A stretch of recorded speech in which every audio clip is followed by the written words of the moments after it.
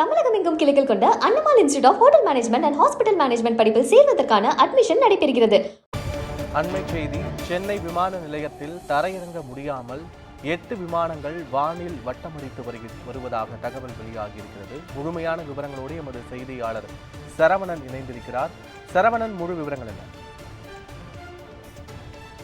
சென்னை விமான நிலையம் மற்றும் அதன் சுற்று வட்டார பகுதிகளில் காற்றின் வேகம் அதிகமாக இருப்பதால் தரையிறங்க முடியாமல் வானத்தில் 8 விமானங்கள் வருகின்றன.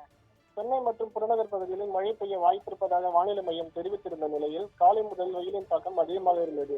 இந்த நிலையில் திடீரென கருமேகங்கள் சூழ்ந்து மழை பெய்யும் சூழல் உருவாகி சாரல் மழையானது பெய்து வருகிறது. அது மட்டுமின்றி காற்றின் வேகம் அதிகமாக இருப்பதால் விமானங்கள் தரையிறங்க முடியாமல் சூழல் ஏற்பட்டுள்ளது.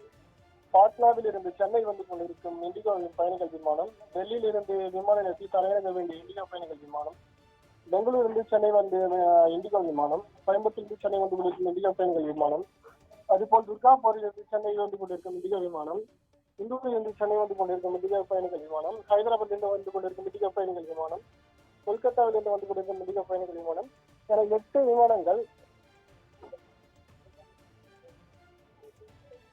விமானங்கள் தரையிறங்க முடியாமல் வானத்தில் தத்தளித்தபடி ஒன்றின் வந்து கொண்டிருந்த நிலையில் அதிகாரிகளின் உத்தரவின் பேரில் காற்று மற்றும் வேகத்தை பொறுத்து ஒன்றின் பின் தரையிறங்க முடியும் என்று அதிகாரி தரப்பில் தெரிவித்திருப்பது பத்மநாபன்.